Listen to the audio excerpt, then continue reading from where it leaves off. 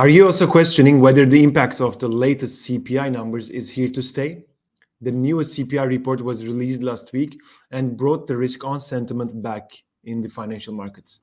Will this trend persist? Let's try to find out into details. Hi everyone, I'm Roy Güllüoğlu. Welcome back to another episode of Market Update featuring by Marketsall and Rationale.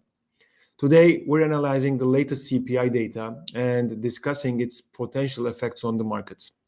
Before we get started, make sure to subscribe to our channel. And if you find this video helpful, please give it a thumbs up. Let's begin with the economic calendar and review highlight events since our last video, as per our usual routine. So both headline and core monthly PPI changes first exceeded market expectations. The relatively improved performance of items included in the personal consumption PCE index, such as healthcare services and transportation, was initial development that boosted the market risk appetite. Then on Wednesday, the CPI data was released as a highlight of the week, and I will come to the details of the data while I continue the video. And then on Thursday, U.S. Philadelphia Manufacturing Index showed weakness with lower than expected number as an indicator of deteriorating economy. On the other hand, like China loan rate is announced on Monday, and to see an easing to see a rate cut would be another stimulus to boost the Chinese economy and help to increase the domestic demand, especially after this whole real estate crisis going on there. But they kept the loan rate at 3.45% level. Last week, we received news that China is considering to proposal to have a local government across the country by millions of unsold homes. In addition to that, as a part of this rescue plan, they're going to eliminate the minimum mortgage interest rate and cut the minimum down payment ratio in order to help Chinese economy, especially this real estate market issue. While speaking of China, I would like to flip through a few charts. Like as a result of this rescue plan announcement, the attached, as you can see here, you see Hang Seng Properties Index. It made a huge spike. As you can see, it's like daily 7% or something. And just before that, like in our previous videos, I had mentioned China's potential comeback.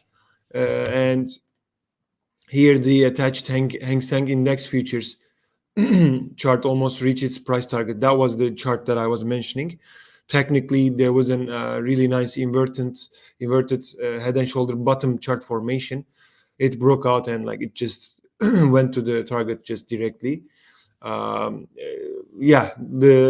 China's comeback narration worked really well in the recent times.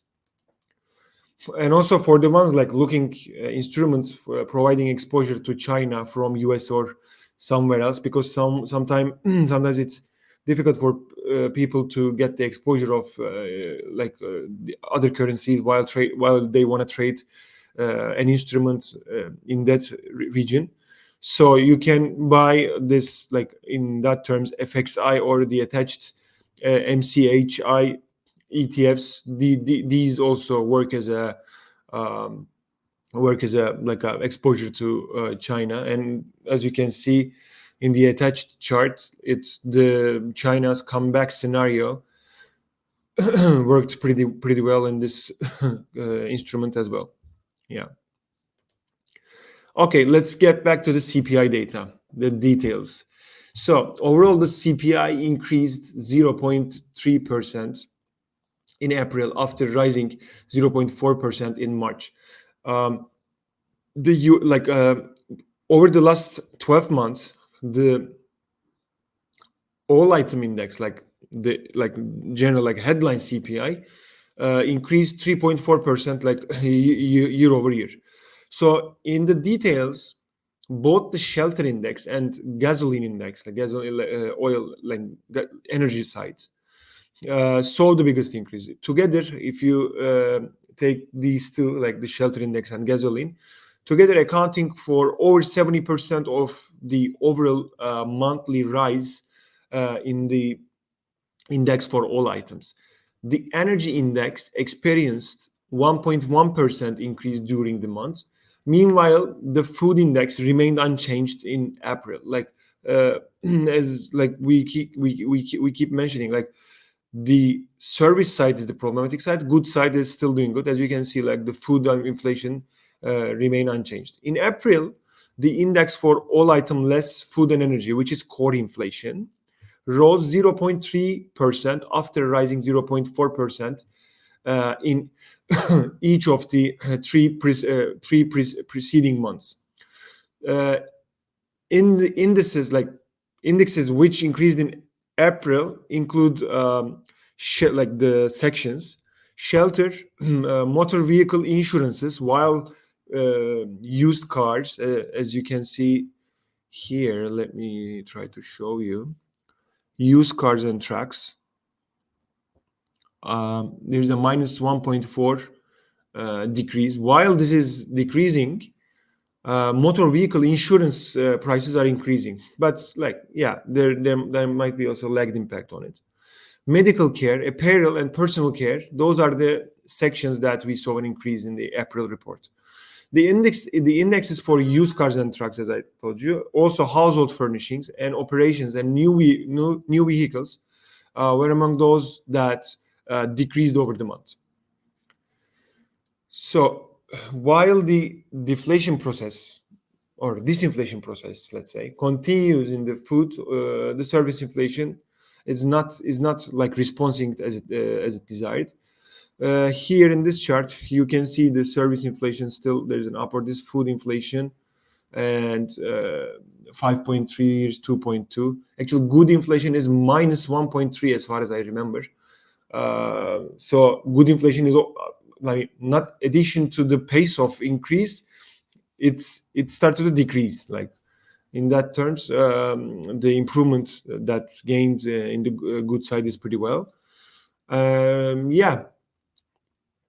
In like when you check the service inflation, unfortunately, I would say that the pace of this inflation is not that great. But another really important chart that I want to show here, the super core inflation. Fed especially follows super core because it gives the core inflation, core service inflation minus shelter inflation. To see their improvement in their improvement by avoiding shelter is crucial for Fed authorities, as they already know that the impact on the shelter is lagged. Since they already know that they need to wait for it, it's still like super core inflation is really important indicator for them. The monthly change hit its lowest figure since January, coming around like a 0.42. The chart here is year over year, not monthly.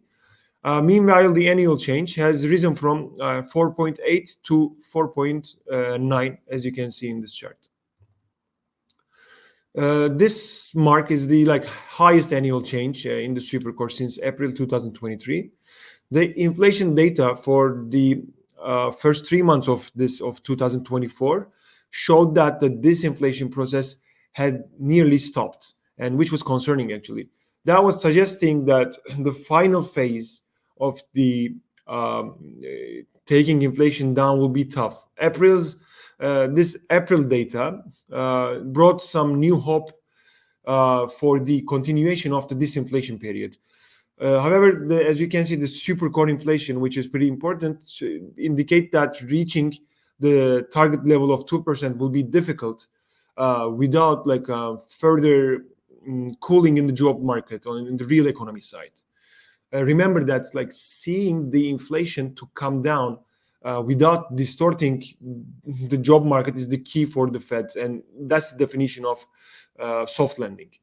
I mean, that's the goal that they're trying to reach. So As a result of this data set, we saw like buying in the risk asset. The risk sentiment came back in. Bitcoin moved back to 65K levels. US 10-year Treasury yields came below 4.4% for the first time. It's been a long time that it wasn't there. Precious metals, with the rates coming down, real rates came down, and precious metals are strengthened, especially due to the likelihood of the rate cuts increased. The probability of September rate cut is increasing, and we saw like Euro USD moved back and closed above its 200-day moving average. So the general picture, the portrait is more like a market kind of celebrated of not seeing any negative surprise that has seen in the first 3 months. However, the data is not great apart from the celebration side. It's so service inflation, as I showed you, it remained high, and super core inflation, which is pretty important, is still high on annual basis. Another reason that markets perceive this data positive is the weight of the shelter index in the PCE index. Since PC and CPI is like a different indices, PC in the weight of the weight of the shelter side in the PC inflation is lower than the CPI. If shelter is the main source of the inflation, as we saw this April data, the PCE data could come lower than expected, right? Since the Fed basing its action on PCE data, this data is seen as favorable, actually. Now I would like to flip through a few charts, to analyze the implications of this data. Let me switch to my other screen here, and yeah, I think we're good. Yeah. Okay. Let me start with the US 10-year yields. Where are we? What do we expect from after this? Because markets are partying a bit after the CPI data. So this is a daily chart that I'm following for the US 10-year yields. Here you can see the black line is 21-day EMA, the blue line is 50-day EMA, and the red line is 200-day EMA. As you can see, after this head and shoulder continuation chart pattern, inverted head and shoulder continuation, it broke up, it went up until 472, then it pulled back, and we see a rejection here. Here, this 2 bar is CPI bars, let's say, and as you can see, it got rejected from its 200-day moving average and its previous resistant and current support level of HNS continuation chart pattern. Let's flip this chart and let's look from other side to this chart. This is the future of the actually short-term yields. Actually, if this chart increases, that means yields are coming down. If this charts come down, vice versa. And the derivation of the probability of the probability of rate cuts are derived from all these futures. In that sense, it's important. As you can see here in the bottom, there's a consolidation, let's say box. And to be honest, in order to see to the yields to come more down, I need to see some breakout. We need to see some close above this box here. This region is important for me, and I think we might expect to see a little bit more further consolidation here. And if this come down above this level, that would that might form a potential head and shoulder bottom formation, which is a reversal formation. in that scenario, that might be a good option to. This is, I think, good indicator in like this chart. That's how I'm following when I try to avoid all the noise in the market. Let's see what happened to DXY. DXY, I think I mentioned in my previous video as well. In the weekly, so in the monthly, let's start with that. In the monthly, this channel is pretty important for me. When I come down to the weekly, here there is symmetrical triangle forming, like if we see this move here, and potentially we might see that, as you can see in the daily chart. Here, this uptrend holding this, plus this uptrend is coinciding with the 200-day moving average. So if we're able to see a rejection from here and move here, then the next thing I'll be following the validity of this symmetrical triangle. And if we see a breakout, that will be a different story for us. But yeah, we're not there. We're not there yet. What else? Gold. Yeah, gold. Yeah, all-time highs, and now we see a rejection from the previous like record. And I personally expect to see some profit-taking activity here as well. And for the gold, as the geopolitical concerns are important as well.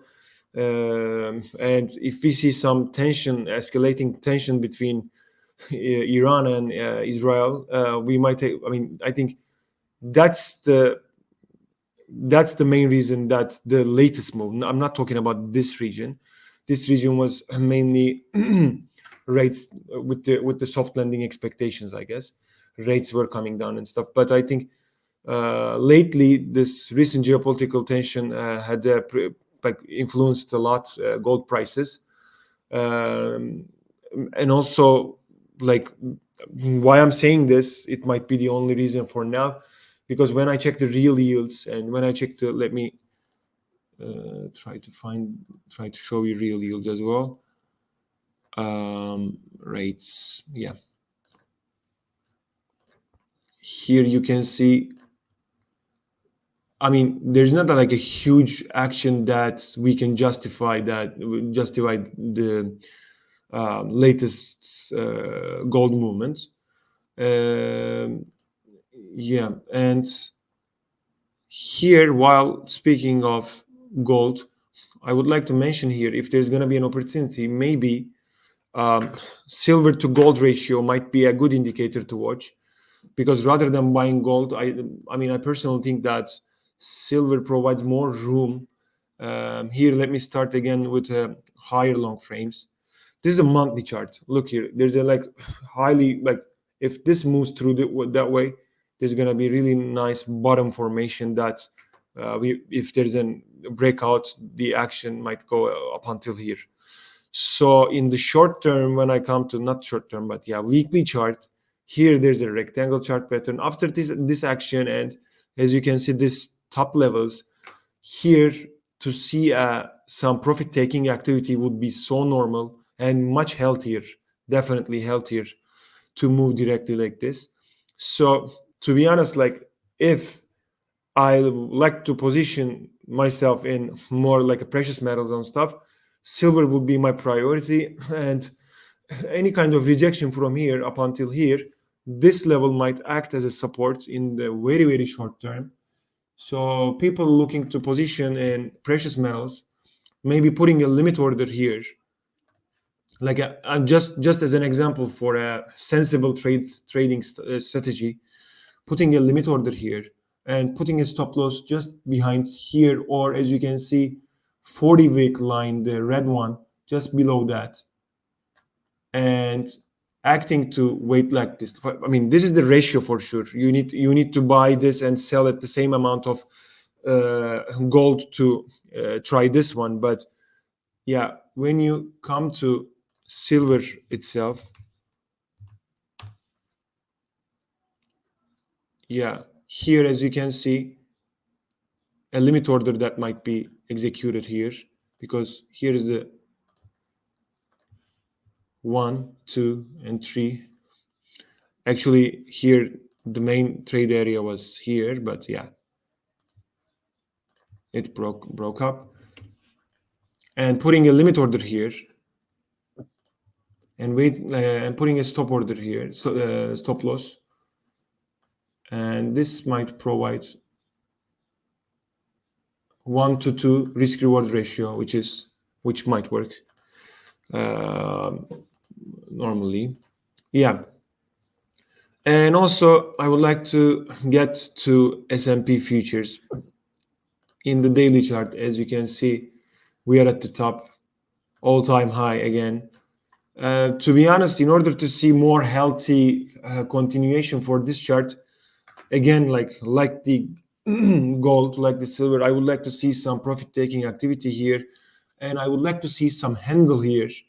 In that scenario here, there's gonna be a nice cup with handle formation. So that would mean, like, if we see that the short-term moving averages, if this trend just resumes, and while the price comes down and the moving averages will converge there's going to be handle with the support of this short-term moving averages.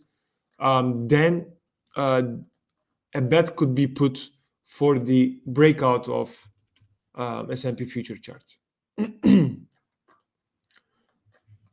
And yeah, this might be a potential trade idea. But yeah, I mean, here I'm really curious. I also watching closely if we're gonna see like a directional exponential move here, or we're gonna see. But while speaking of like US stocks, I think small caps might give much more room to go up, as you can see here in the Russell 2000 index. As you can see here, weekly consolidation here is amazing here. And here at the top, potentially I was expecting, if this is not going up, because fake breakout, apparently like it's not volunteer to go up that much. That's why I was expecting maybe if there could be any HNS top formation coming here. And HNS top formations are reversal chart patterns. In that scenario, we might expect it to come down. But so this level, I'm watching this level if the price managed to move upward. In that terms, I would expect this rectangle chart pattern to work. And yeah, small caps didn't utilize from AI boom as the large cap equities performed. That's why there's still room for the small cap, and you can, like, this feature is really great indicator to monitor closely. And lastly, I want to show my Bitcoin chart. And first of all, yeah, here there's a huge base. In technical analysis, we call it cup base, and it's coming down. We're gonna see if there's gonna be any handle over here, but this is weekly chart. When you come to the daily chart, as you can see, if the price moves, if price sees some rejection here, this level, I would expect it to come around like a 61K region. Because first of all, here is holding like the support levels, and after a reversal from here, that might lead to another inverted head and shoulder, which might resume the cup with handle formation in the higher time frame. And yeah, apart from that, this level, if we see a breakout from here, the middle level of the channel might potentially be broken down, be broken up. In that scenario, these levels are pretty important, and for sure important. It's an all-time high levels, 775K. Yeah, so I'll be watching here. And apart from Bitcoin, I saw a really nice opportunity in Solana, and so here, sorry for the alerts, yeah. And here in the daily chart, as you can see, really nice rectangle chart pattern. It's broken out, and potential pullback might be used as a trading opportunity. Let's say a limit order around here again, and if the price lose this area, it will go down. That's why I would put my stop here. Just it's not that much short term gain. It's I gave for the stop loss 18%, but yeah.